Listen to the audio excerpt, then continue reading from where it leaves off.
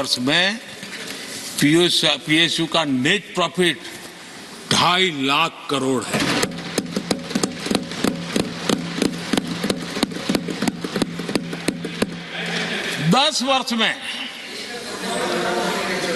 हमारे 10 वर्ष में पीएसयू की नेट वर्थ 9.5 लाख करोड़ से बढ़कर के 17 लाख करोड़ हो गई है।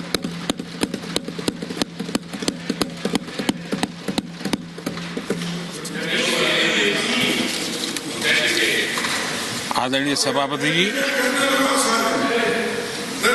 इनका हाथ जहां भी लगता है ना, उसका डूबना तय हो जाता है, और उससे यही दशा करके उन्होंने छोड़ी थी। हम मेहनत करके इतनी बाहर लाए, इतनी प्रतिष्ठा बढ़ी है। आपको खुशी होनी चाहिए, भ्रम मत फैलाइए, बाजार में हवा ऐसी न फैलाइए कि देश के सामान्य निवेशक के मन को उलझन में आ जाए। ऐसा काम आप नहीं कर सकते। आदरणीय सभापति जी, इन लोगों की मर्यादा इतनी है, अब इन्होंने अपने युवराज को एक स्टार्टअप बना करके दिया है। अब वो नॉन स्टार्टर है।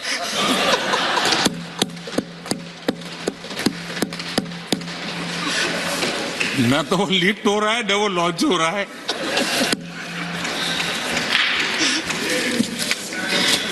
आदरणीय सभापति जी,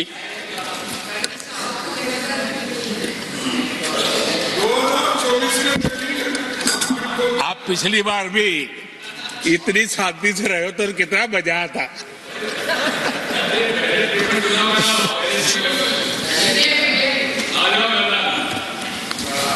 आदरणीय राष्ट्रपति जी, आदरणीय सभापति जी,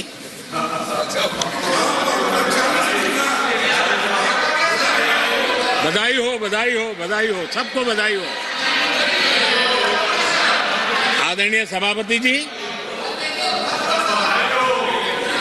मेरा सौभाग्य रहा कि मुझे लंबे समय तक एक राज्य के मुख्यमंत्री के नाते देश की और जनता की सेवा करने का अवसर मिला,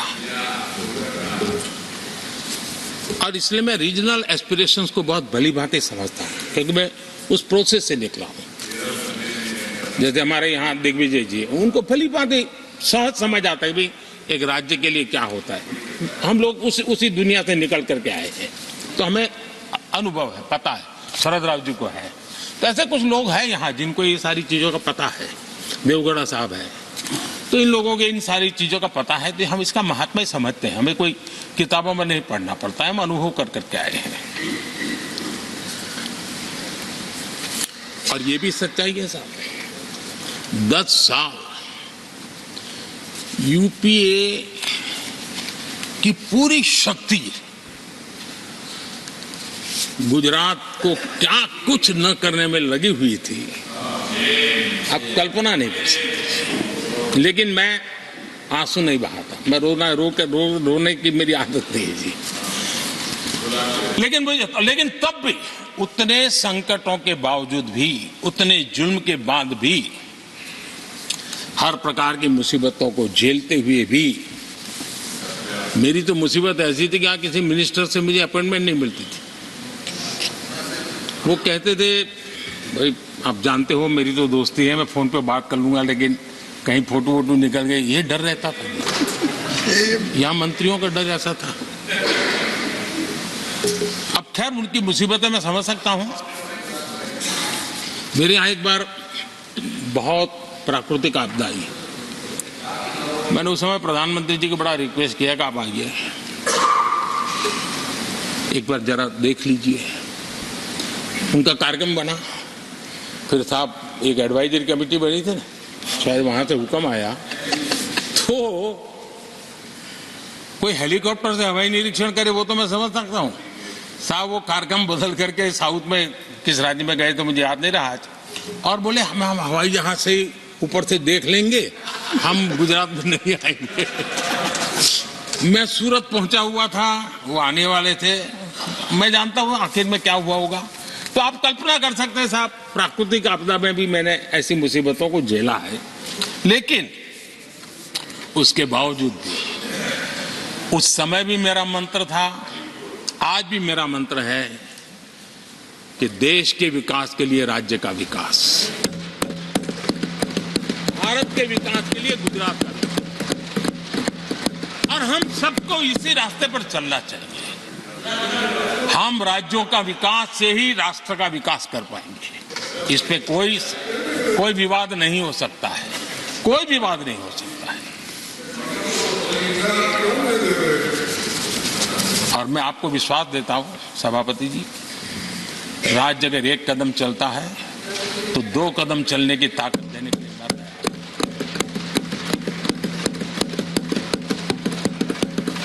कोऑपरेटिव फेडरलिज्म क्या होता है, और मैंने तो हमेशा कहा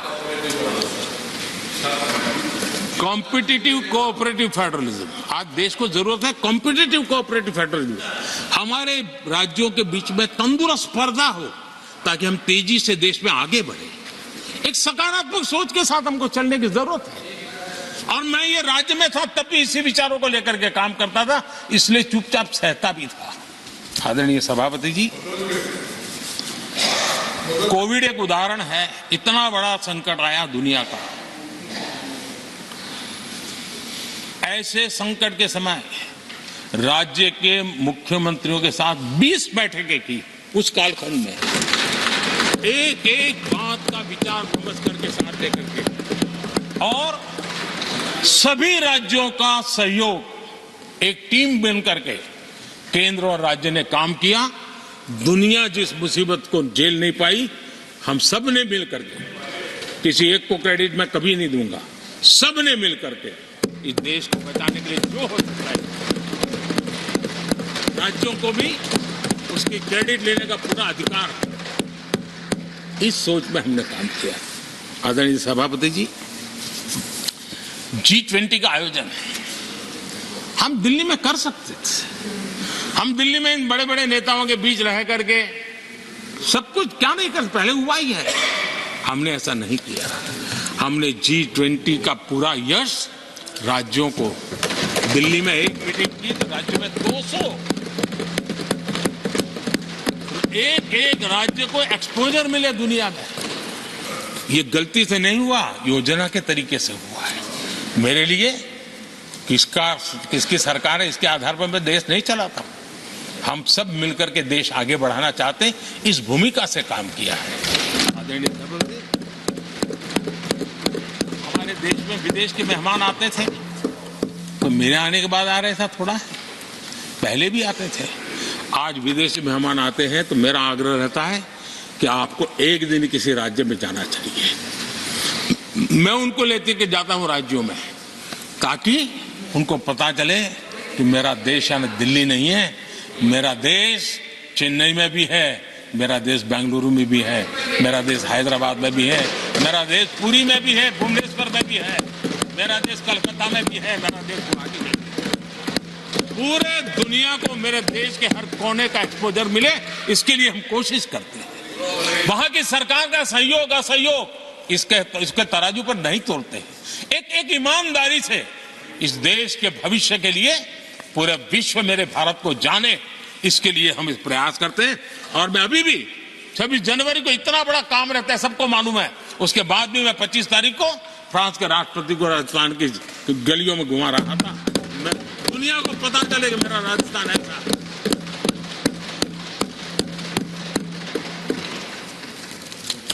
आदरणीय सभापति जी, हमने एक बहुत बड़ा कार्यक्रम लिया जिसकी विश्व में एक मॉडल के रूप में चर्चा हो रही है, एस्पिरेशनल डिस्ट्रिक्ट। एस्पिरेशनल डिस्ट्रिक्ट की जो सफलता है ना, उसमें 80% भूमिका मेरे राज्यों के सहयोग की है। राज्यों ने जो सहयोग किया है, उन्होंने एस्पिरेशनल डिस्ट्रिक्ट की मेरी भावना को समझा है। आज इस एस्पिरेशनल डिस्ट्रिक्ट को आगे बढ़ाने के लिए 80% ताकत राज्यों से मिल रही है, डिस्ट्रिक्ट लेवल के अफसरों से मिल रही है। और जो राज्य की औसत में भी आखिरी पायदान पे खड़े थे, वो आज नेशनल एवरेज के साथ कंपटीशन करने लगे।